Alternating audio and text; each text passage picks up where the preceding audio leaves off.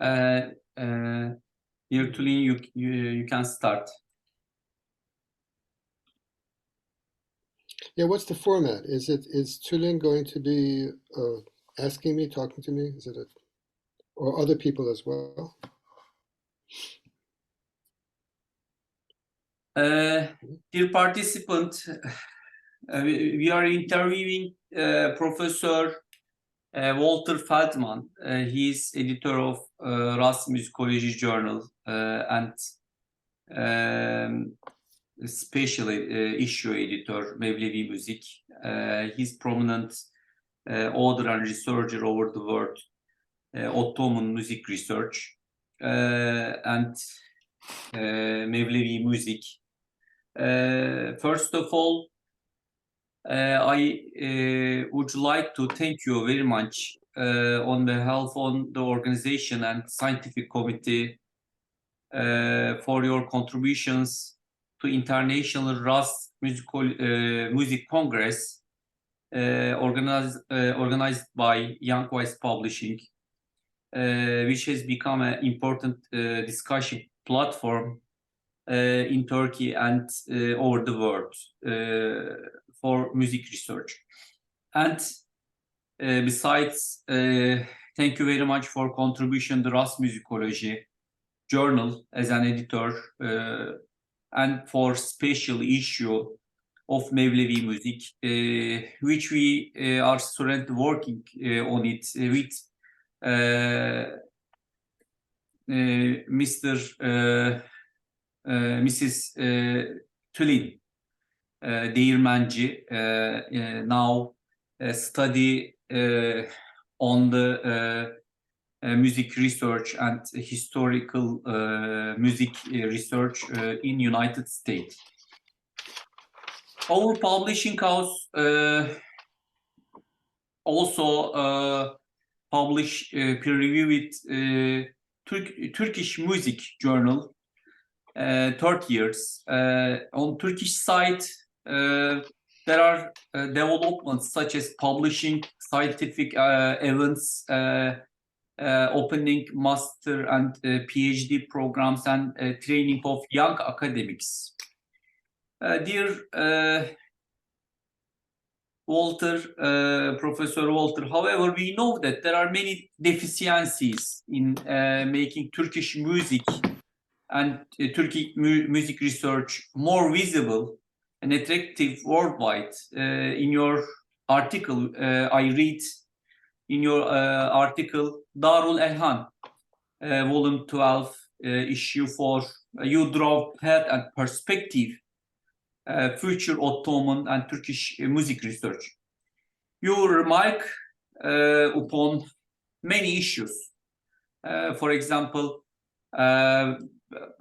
Turkish ve Ottoman music focus on musicology and makam and usul,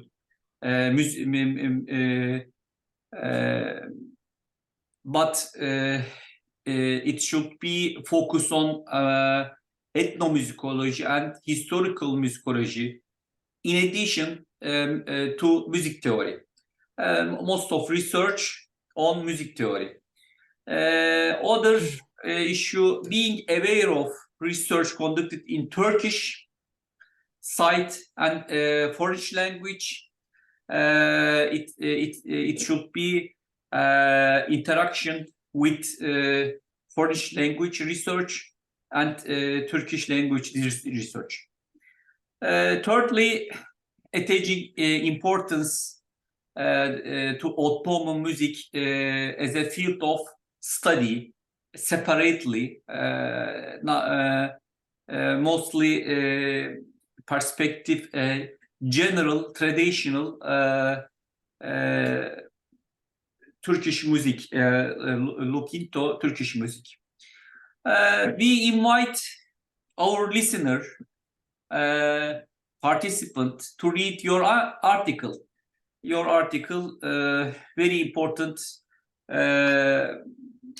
It has many important issues, this interview. My question,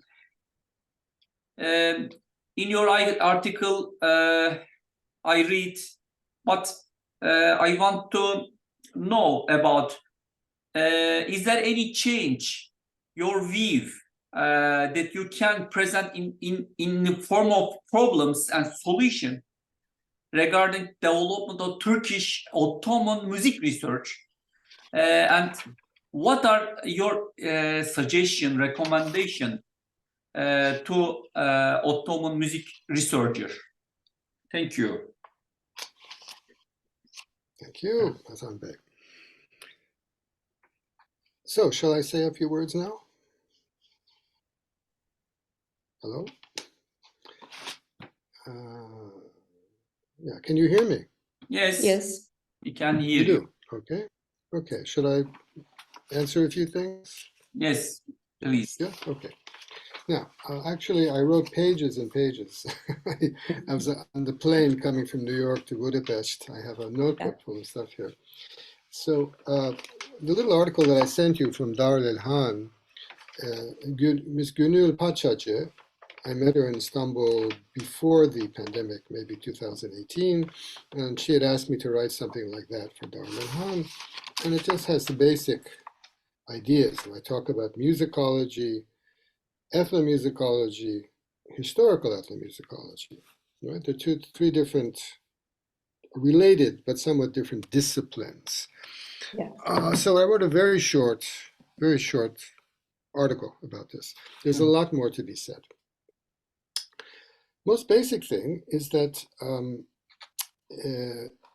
it would be helpful, it's not necessary, but helpful for musicologists in Turkey to have also studied the methods of Western musicology. Mhm. Yeah. European musicology has a very long history in several languages, and they've been used, they have the advantage, of course, of having notations for many hundreds of years, created in many different parts of Europe. And there are accepted, methods for working on manuscripts from the Middle Ages, from the Renaissance, from the Baroque era, from the Classical era. And when I look at the work done in Turkey on the Ottoman notations, on the whole, they seem unaware of any of this. There are no methods and no standards as a rule. So, and then that's the general relationship with musicology as a field. And musicology as a field was created pretty much in Europe in the way that we understand it, dealing primarily with the notated text. Now, Ottoman Turkish music has the advantage of having a certain amount of notated documents, much more than Persian music, much more than any of the Arab musics. So within the Makam family, it's in a very advantageous position for research. And it's quite striking that the let's say at the moment, the most serious and long-term research in the documents of Ottoman music, in the notated documents, is the Corpus Musicae Ottomanicae project, being carried on at the University of Münster, headed by Ralph Jaeger. And this is a 12-year project, 12 years, being funded by the Deutsche Forschungsgemeinschaft. So in Turkey, there's nothing like this. Yes. And it's very striking that these notations were known in Turkey for hundreds of years, for the most part. And in the early 20th century, Rauf Yekta Bey and his students and followers had worked with them, but there was no systematic study of those documents. No development of any methodology of dealing with them, of contrasting, the Ebjed nota with the Hamparzum nota, with Western notation, not to mention the Byzantine notation of Ottoman music, which would, Mehmet Ali Sannikol in Boston took the trouble to learn the Byzantine notation. He's not a psaltist, he's not a Greek Orthodox cantor. Normally, the Greek Orthodox cantor is the one who has to know that notation. That's part of his job. But of course, either one learns it or one works in cooperation with a Greek Orthodox expert. And of course, the other issue here is that it's the elephant in the room, as we say. You know the expression, the elephant in the room? It's an English expression meaning something very obvious that nobody wants to talk about. Elephant And in the this room. is the elephant in the room. It's an American, I don't know if it's British or US expression, but it means something very big that everybody sees, but nobody wants to talk about. Okay, So okay. one of these elephants in the room, okay? Qualitative research perspective. Someone like know someone something and big perspective. We look big perspective. Elephant in the room. Well, what I mentioned, elephant in the room. So the elephant in the room here, as I mentioned, the Byzantine notation, which has an important corpus of Ottoman music in it. The elephant in the room is the relationship of Ottoman music with Byzantine music, which was not there from the beginning. It only began to happen when the non-Muslim composers became prominent in Ottoman music, which was not before the end of the 17th century and in the 18th century. And in that period, we begin to see a lot of interaction. The Byzantine music accepts certain principles coming from Ottoman music, and Ottoman music accepts certain principles coming from Byzantine music. It's a big transformation. And frankly, I've been lecturing about this for 30 years. I gave my first talk about this at the Onassis Center in New York University. Of course, Yanis Zanos, who's written his book on Echos and Makam, again, 25, 30 years ago. He wrote this in German, Echos and Makam, which is a comparison of modal issues. But there are many issues in intonation. There are also issues in the melodic line in Turkish, in the Ottoman music, the melodic line. And apropos, I go back to Gültekin Orensay, who is really the genius and founder, in a sense, of modern musicological study in Turkey, because he studied in Munich in the 1960s, and he came back, became a professor in Izmir, and his work, the Melodische Linie, which was published, I think, in 1964, for a very long time, that in some ways that's still an extremely relevant book. And it was translated into Turkish relatively recently. Yes. Do you remember when it was translated into Turkish, Julian? Anybody remember? We publish articles, Gültekin Orhansoy, about his studies in Turkish Music Journal. Yes, but his book. His book was written in German, because I know it was published in Turkey, but decades after he died.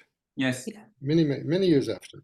Now, when I first started studying this music, and I was teaching at Princeton, my professor there, my mentor there, was Harold Powers. Harold Powers, who was a great ethnomusicologist, a great scholar of South Indian music, a great authority on medieval Western music. If you look at the Grove Dictionary of Music, he wrote the article on mode, which is about 100 pages long. It's essential reading. And he gave me Orensay to read in German. My German was not perfect, but I could read Orensay. Yeah. Right? Now, this is a basic book. Anybody trying to do musicological work on Ottoman Turkish music must know this book. It's on a much higher level than what was being produced by the previous generation or even the next generation in Turkey. Because he had a Western musical background from Ankara Conservatory and then from studying in Munich, as an example. So that's on the musicological side, right? Then there's the ethnomusicological side. Now there you get into issues of what survived into recent memory, or what is still living today, and the let's say, historical relations of Ottoman music with relevant neighboring musics. I mentioned something about Byzantine music, which was crucial in the 18th century. But there are issues of Ottoman music and Iran. example, which also was a both historical and ethnomusicological subject. Maybe I should call that historical ethnomusicology. Yes, probably that is. And that was very difficult to do until very recently, because there was no serious research on the recent centuries of Iranian music until the early 2000s. The work on Iranian music was either medieval or it was working on ethnomusicology of the 20th century. And there was nothing. Hocam hemen durduralım şeyi. Kesildi. Bağlantı mı kesildi acaba? Diyoruz. Okay, I seem to be back. Hı hı. Yes, you see me now? Yeah. Welcome. So I mentioned Oransay, of course. Now, maybe I shouldn't be jumping to historical ethnomusicology. Maybe I can say a word about ethnomusicology. This is quite, well, it's not, in general in Turkey, it's not terribly strong. But this connection between the, let's say, the different social registers and levels of Ottoman music. Because in fact, the music was, in the second half of the 19th century, it was declining. There was less support from the court. And in fact, there was much more contact with popular music and with folk music coming from the countryside. So, and again, like in the Omar organization that Gönül Paçacı is running, has a lot of interviews with people, musicians in the city. Am I there? Still? Yes. But again, I could point only to a few works that show, let's say, the kind of anthropological perspective which distinguishes ethnomusicology. Perhaps the most outstanding is Banu Shanai's work on the Neyzens in Istanbul. Hı hı. She has an article, a recent article about Niyazi Sayin. She has a book about music and musical ethics in Islam. And she studied in Australia, anthropology. She's teaching in Australia. And you could see that she has a strong anthropological background as well as a musical background. So that's, so she understands what that aspect of the field is. I mean, there are several schools of ethnomusicology. They're rather different. There's a Hungarian school, there's a German school, there's an Anglo-American school. There's also the Russian language school, which is very strong and very different from the others. So, I mean, it's a pity that some of the key works, as far as I know, are not translated into Turkish or even into English. In some cases they are. I read Russian, so I have that advantage. But the work, let's say, on the Turkic musics, on Kazakh music, on, on Kyrgyz music, they're usually written in Russian, sometimes in Kazakh, but often in Russian. And they're using categories that come from Russian ethnomusicology, which is actually very rich. It's a tradition that goes back to the late Tsarist period and then the early Soviet period. It was quite advanced because, unlike the British and the French, the British and the French had overseas empires, very far from the home country. So only a small number of British or French scholars really were familiar with the music they were talking about. Whereas in the Russian Empire, the Russians were all over the place, and these places were contiguous. So the Russians had the sound of this music in their ears, and they paid a lot of attention to what cannot be written down, what can be heard.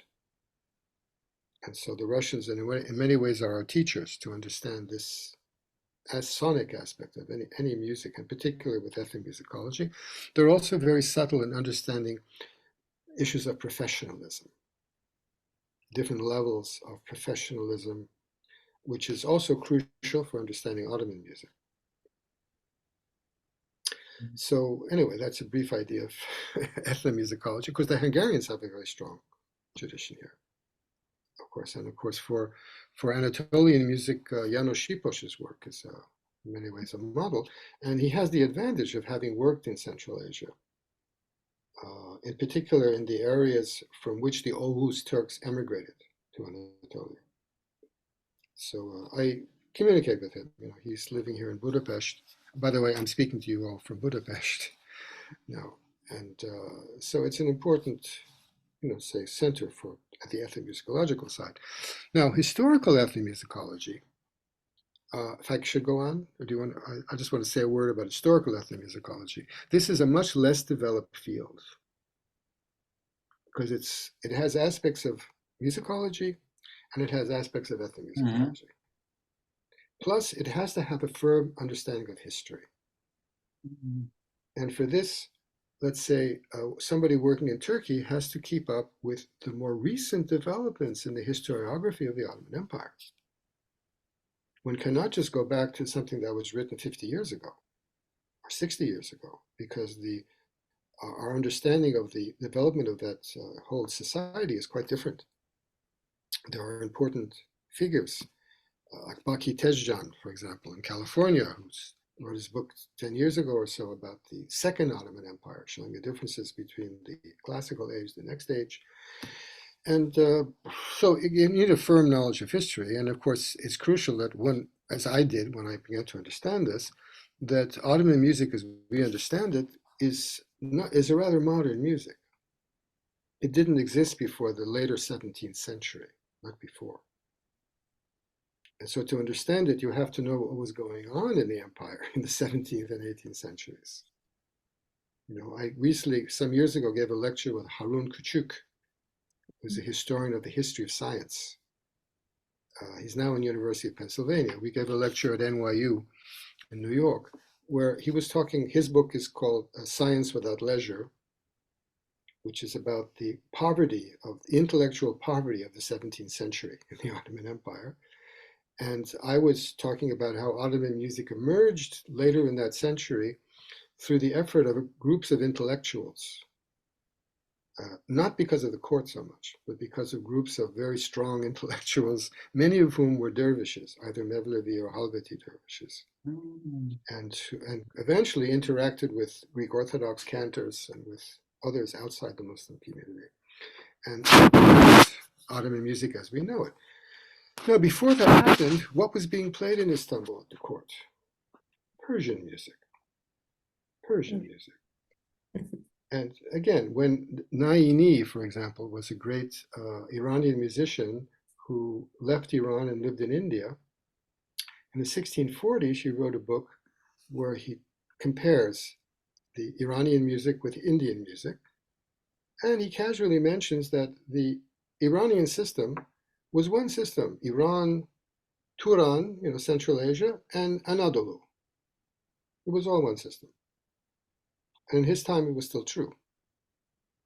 So I've been looking through various documents myself when I see over and over again, it's obvious that the secular music of the Ottomans during the 16th, 17th century was the same music being played in Iran.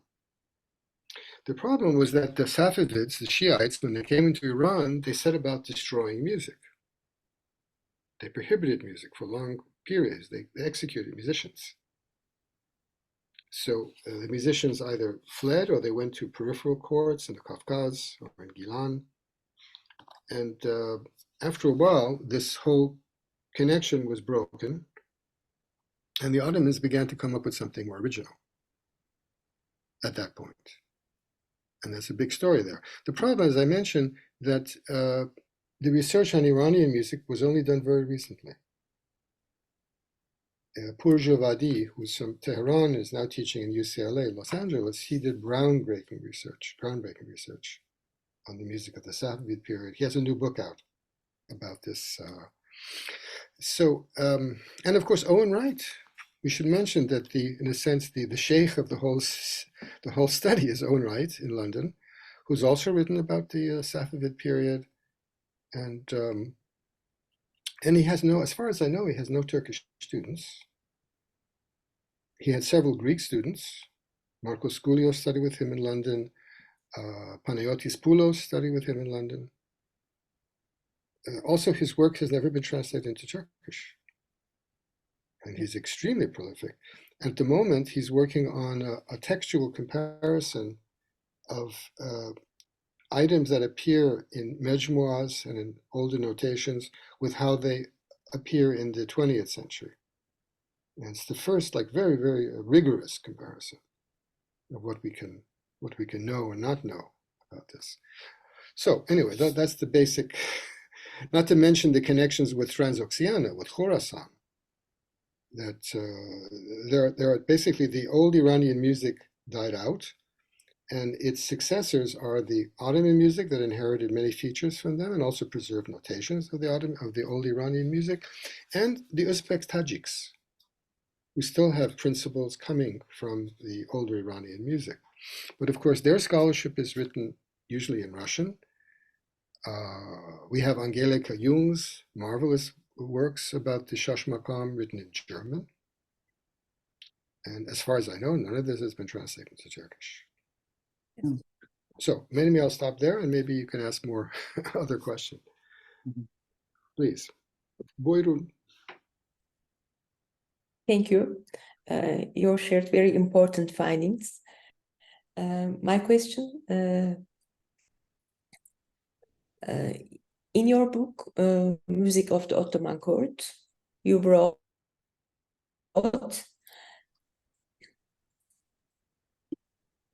there has not yet been an accepted methodology to study the music of these complex societies in their diachronic development.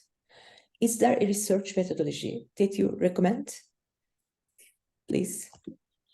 Well, actually, that's what I've just been talking about.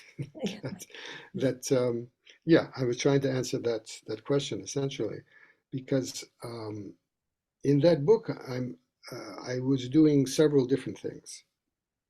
Yeah. Because I was trying to put the whole thing in perspective.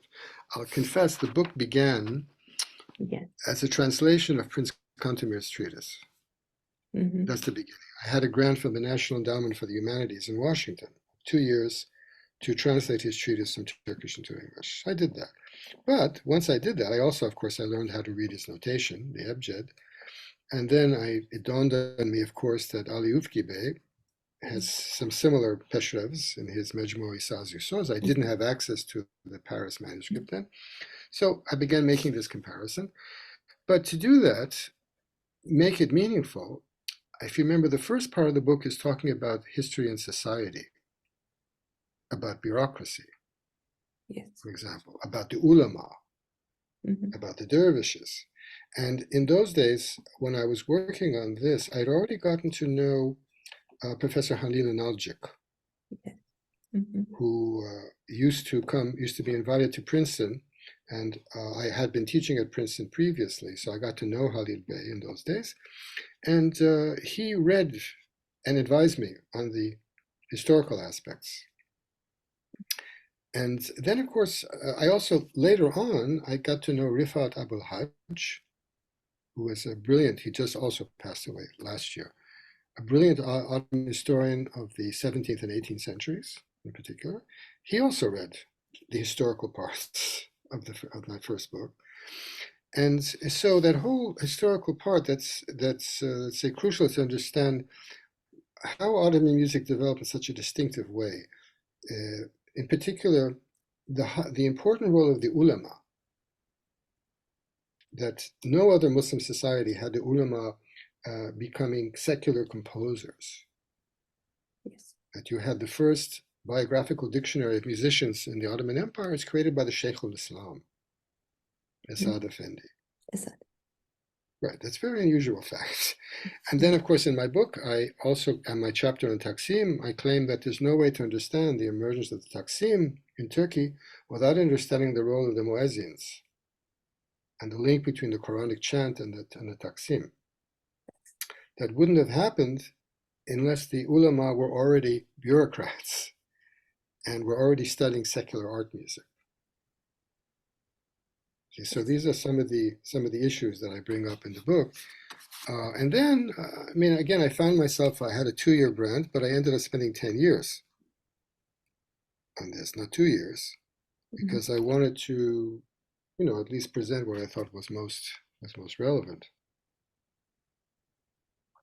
And by the way, the book will be coming out again very soon. I've been doing the proofs for the reissue by Brill Press. with a new, it's a revised version. It has an extensive new introduction, a preface, and there'll be things added, things taken out. It's not a new book, but it's definitely a revision. Yes. And by the way, that I signed 3 contracts over the years to have the book translated into Turkish. None of it ever worked. None of the translators ever fulfilled their responsibilities. No. No. Which also tells you something. Yeah. Yeah. Very, very difficult. Your book about reprinting of the music of the Ottoman court, your book, Music of the Ottoman Court, is being reprinted, Would you like to share anything about this book? Well, I think I've just done that to a point. I mean, it's limited in that I try to do some, as I said, I try to give some historical, sociological background to how this music was created. I talk a bit, I talk about the Taksim genre, of course. I talk extensively about the concept of modus, of makam, terkib, and what I end up showing in the book, for example, is that even in Prince Kantemir's theory, what he's describing still is the intonation of Persian music. I show a comparison, for example, of the tambour of Kantemir with the setar in modern Persian music. More or less, it's very, very similar. It's much closer to the setar than it is to anything in modern, like a modern tambour. Also, the concept in my chapters about Makam and Terkib, I show the intimate connections between the medieval Persian music and the Ottoman music. In the chapter on Seir, for example, I show how this is a very new concept and very much characteristic of the Ottoman music. And then I try to utilize all these ideas in analyzing the Peshrev genre, which is a little bit about the Samai, but I had access because of the Mejmua Soz and Kantemir. I had at least those 2 notated collections to work with. And I tried to show a certain periodization of the development of the Peshrev from at least that period. And of course, it's wonderful that Owen Wright in London, then he went over much of the same material in great detail. He transcribed all of the Kantemir collection. And he has a separate volume where he has a technical comparison on the level of makam and composition. The only thing that I would say that I wish I had done, but the book was already 550 pages, so there's a limit to how much I can do in one book. It didn't have enough of analysis of usul. That's something that very much needs to be done. And we had a conference in Münster in 2014, I believe, about rhythmic cycles, and which Professor Wright appeared from London. And I was the keynote speaker in that conference. And I have a rather long article in the volume. I believe Owen has 2 articles in that volume that came out from Münster. But that, by the way, is like the other elephant in the room, that in Turkey, there's been an excessive preoccupation with makam and without a corresponding relationship with usul. And that's a very big failing, because musical genre in Turkey is defined more by usul than by makam. There are many makams that could be used in many genres of Turkish music, in many social settings, in many social classes, but there are some usuls which only exist in the court music. They're only usuls for artistic music. There's no way you're going to find them even in a sharka. You're not going to have a sharka in Darbul Fetih, or a sharka in Zenjir, or something like, or Chember, So, you can't understand the genre system of Turkish music without understanding usul. And recently, there's been a lot of emphasis on relations of prosody and music, of vezin, of poetry and music. And that's a subject. There is something to be learned, but I've always insisted that it's a minor subject. I mean, Peshres have no vazn, but they have usuls. So, and my friend Gino Centangikuru, he was always pushing for this influence of the vazn, and I never bought it. That it's a secondary issue, it's not as important. Understanding usul will take us a lot further than the poetic vazn. So, and is that a bit of an answer, perhaps? Thank you very much. My question about our journal, Ras Musicology Journal, 11 years now, Scopus indexed and most popular journal, Turkish music, and we want to international journal, all of the musicology research we want to publish. And good news for us and for Turkey and over the world. Mevlevi music special issue. We hope that this issue can be collect articles and publish. Will publish. My question about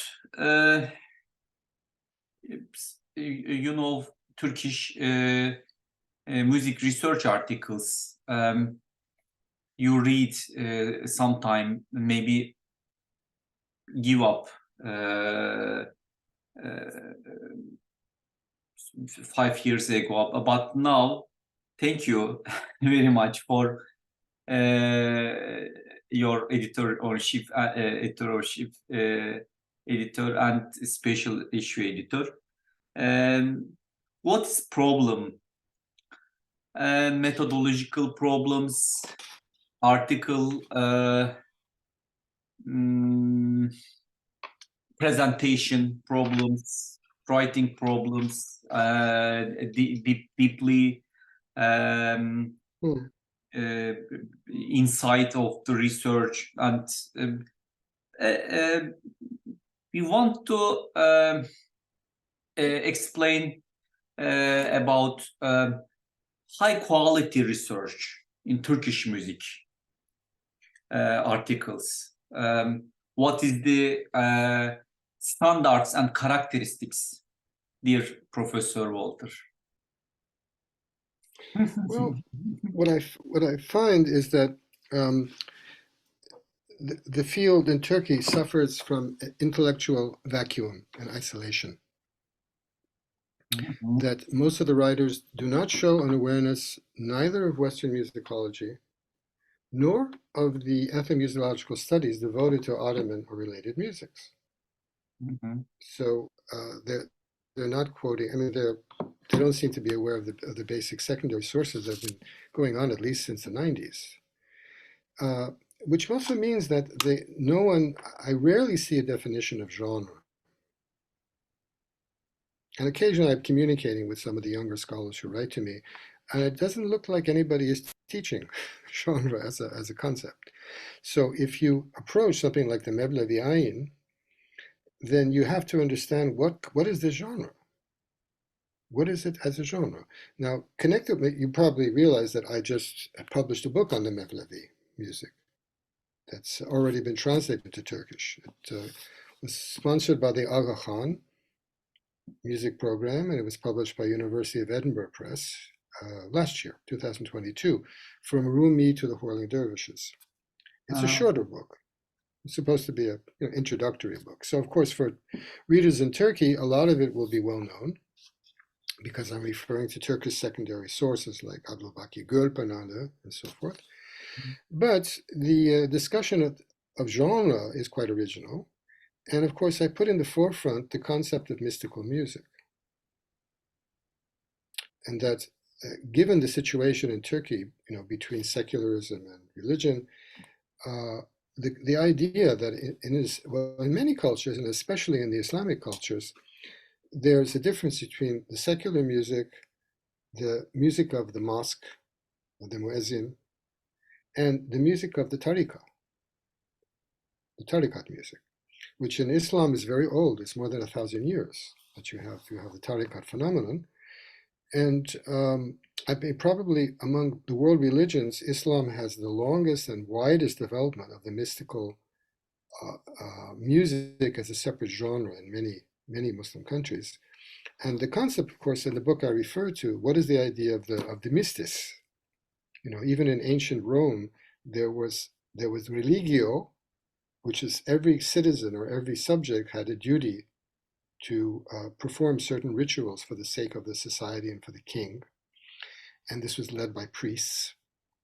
But there were smaller groups of societies who were trying to find a more personal experience of the divine. They were termed the mystis, they had mysterium, they had a separate group apart from the religio. And this developed, you know, in the Jewish religion as Kabbalah, as a mystical teaching. And of course, in Islam, it gradually developed as tasawwuf.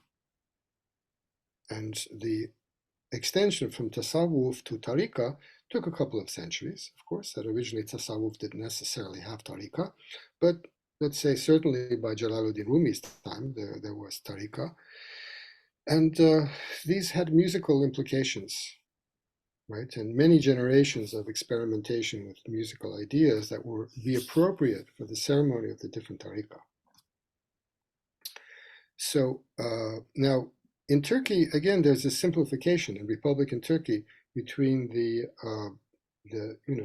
something that's secular, that's worldly, and something which is religious. But especially for the Turkish cultures, there is that other stage, which is the music of the tariqah, the music of tasawwuf. And by the way, all these tariqas have very rich musical traditions, not as developed perhaps as the Mevlevi, but the Khalveti and the Qadiri have remarkable musical traditions that are very distinctive. Even some of the simplest ilahis are structurally very different from a Turki or a Sharqa. And not to mention the durak and the tamjid and many more elaborate compositional forms. Again, Gültekin Oransoy had made a study, which he never published, of the Sufi music coming from Ali Ufki Bey, from the tariqah that Babovsky had written. But again, even he does not get into issues of genre really. He has very good analysis, but he calls it dini müzikisi.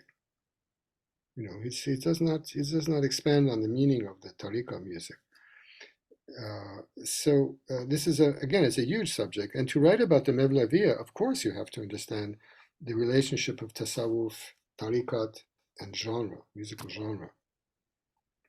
And this is what I don't see. I haven't found this in the study of compositions. It also involves, let's say, looking carefully at the text, because the composers of the Ayin, of course, usually were using Jalaluddin Rumi's Mevlana's texts in Persian, and they chose very, very wisely. Sometimes with great perception how they linked the music with the text. And long ago, for the Enchordes project in Greece 15 years ago, I wrote an analysis of Ismail Dede's Sabah Ayini, which was never published. The Greeks never got around to publishing it.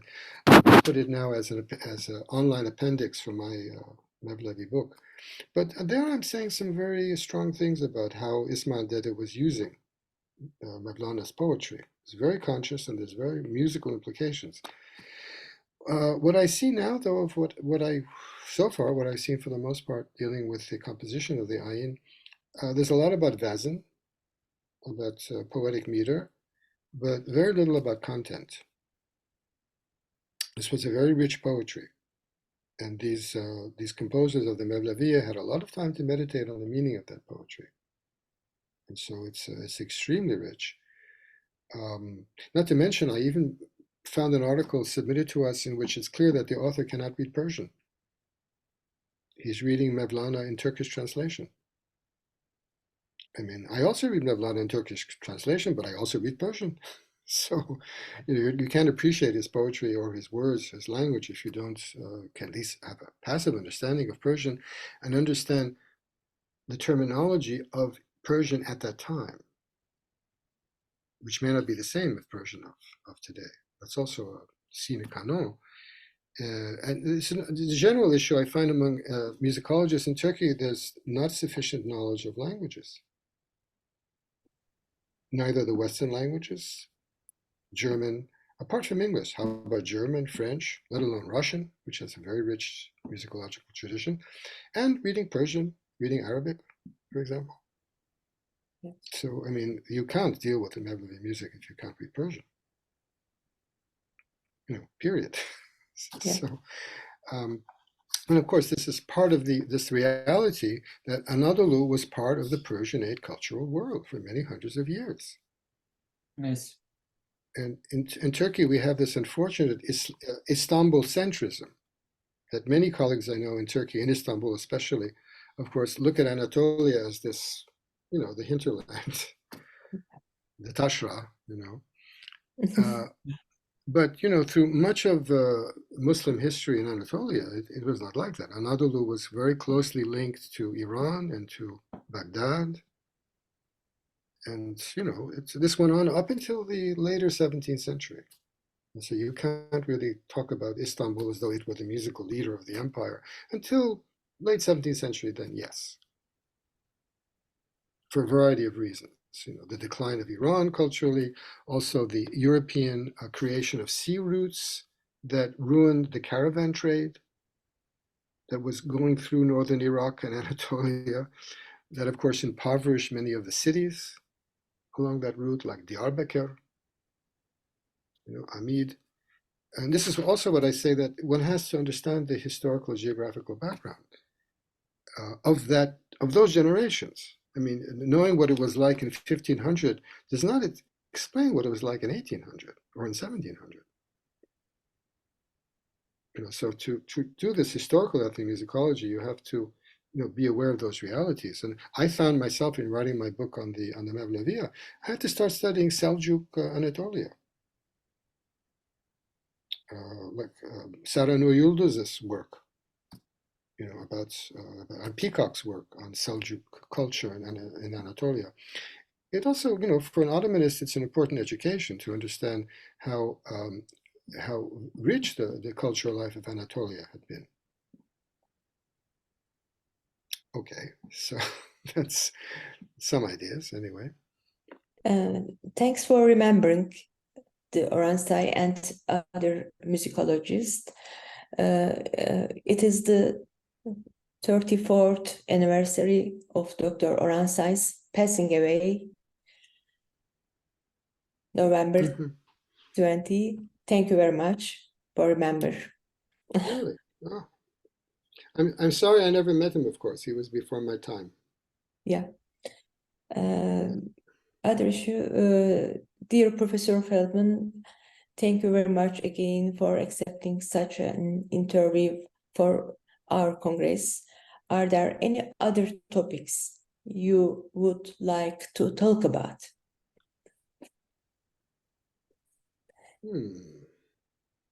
Well, I would. I don't live in Turkey. Yeah. Okay, so I think for those of you who are living in Turkey,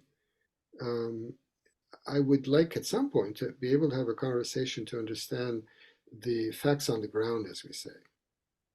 Which institutions in Turkey are capable of, say, broadening their scope, and also the very idea of having scholarships to send Turkish students abroad is really crucial. Yes. Like it's very crucial. I mean, the very fact that, at one time when I first went to Greece, Greek musicology was extremely limited and closed. It was controlled by the Greek Orthodox Church, and then gradually there was a period in the 1980s and 90s when you had students, as I mentioned, even going to London, and students went elsewhere. And there was an opening up in many ways. And at this point, the Greeks are doing some remarkable work in ethnomusicology, also partly based in Turkey. There's a collaborative project now on the intercommunal relations based in Istanbul, which is of course part of from the University of Athens. And in other fields, in history, let's say, in art history, it's well known that some Turkish students were sent abroad, had fellowships to study with well-known art historians and Ottomanists. Of course, many of them did not come back. Many of them got positions in the West. But within musicology, this is still a very closed area. And it's much more rare to see students who study abroad and then, well, even if they don't come back, that they make a point of setting up something in Turkey so that the future Turkish students can benefit from their experiences abroad. Like you have Munir Beken, in UCLA. We have Mehmet Ali Sannikol in New England Conservatory in Boston. And of course, there's the whole issue of the students who studied in Münster at this point. Ersin Mıhçı, for example, who's doing very good work in Münster. But somehow there needs to be a way of bringing this experience and knowledge back to Turkey. Yes. I think that's nothing much will change if we don't have this. And of course, the Turkish students, the knowledge of the English language now is much, much more widespread than it was when I first came in the 70s. There's really no comparison. So it's true that, I speak Turkish, but nowadays you don't really have to because so many people understand English. But nevertheless, surprisingly, even students who understand English don't seem to be utilizing the English language materials, whether in ethnomusicology, whether in Middle Eastern musicology, whether in ethnomusicology as a field. Their teachers are not encouraging them to become aware of the methodologies developed abroad. And I'm sure English is the most important language. It's not the only language. I mean, some people know German too. It's also very helpful. I guess it would be too much to expect them to learn Russian. But, at least some of the Russian classics in ethnomusicology should be translated into Turkish. Okay, so those are some thoughts about how to, have more results in the future. Yes. The last of your speech very important for the young academics and heat of Department of Musicology especially. So scholarship and connection with the most important scholar in United Kingdom and United States. Great and good musicologists have to be in abroad, especially United States and United Kingdom. Maybe in Turkish music, Iran and other countries, neighborhood, maybe. Thank you. Your consideration. Many of the major Iranian scholars are not in Iran anymore. Yeah. Some of them are, some of them not. Yeah. Where? Canada, Germany, other countries. United States. Yeah, they're all over the place. Of course. Thank you, dear Professor Walter for participation this congress for interview. I will thank you. I thank our congress team, scientific board and organization board. Thank you very much for this speech. Thank you. Next year. Sorry I can't be there in person. Next year, I hope we hope that maybe in Turkey and other country face-to-face congress we can be together. It'd be wonderful. Thank you. Thank you, Dr. Feldman. Okay. Thank you, Thank you. Tülin. Thank you. Thank you, Hasan Bey. Thank you. Thank you very much.